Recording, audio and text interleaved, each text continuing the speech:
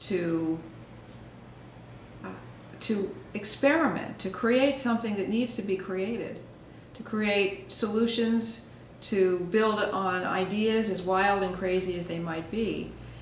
Philanthropy is really the only place right now that has the luxury, the flexibility to invest in long-term solutions and to invest in real innovation. That is to take a risk. 9 out of the 10 things that we try might be utter failures, but we can learn a huge amount of things from them so that that 10th really hits the mark for the long term.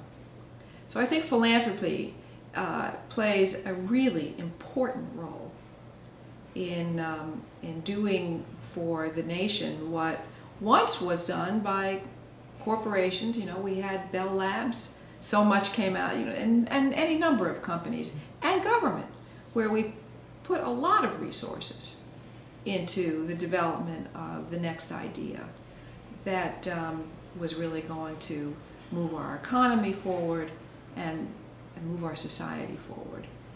So it's got to be philanthropy.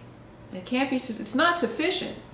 But if that dries up, we're doomed. I mean, we really have to have resources to invent, to create, to innovate. That are, and foundations are in the best position of any of the entities that could invest in innovation. We're in the best position to take those kinds of risks. The last question. Does it have meaning, and if so, what, that 2 of the Council's highest awards are going to workforce development projects, programs, initiatives, jobs to careers, and the National Fund? Well, I'd like to think so. It is on some level coincidental. I mean, we have to say that these were awards that had separate judging panels, and they were on the merits of the program, and the specifics for the National Fund is really about the nature of collaboration. And it's probably one among the larger collaborative efforts in place right now. The other award is for critical impact, and the Jobs to Careers initiative happens to be at a stage in its evolution where we have some good impact data, and we've been very intentional from day one about focusing on impact. So each has its own specific angle, and it happened that these 2 initiatives rose to the top.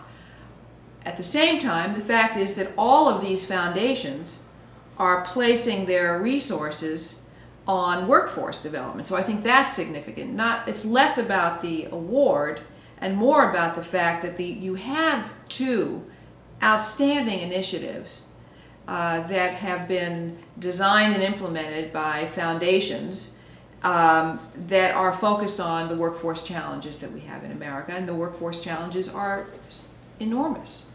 We have somewhere in the neighborhood of 80 million adults in the workforce right now that fear for their future because they don't see how they can gain the skills to be valuable in the 21st century economy. And you have employers that are held back by virtue of the fact that they can't find workers with the kinds of skills that can propel their businesses forward. And ultimately, it's a problem for the competitiveness of the nation. We are falling behind.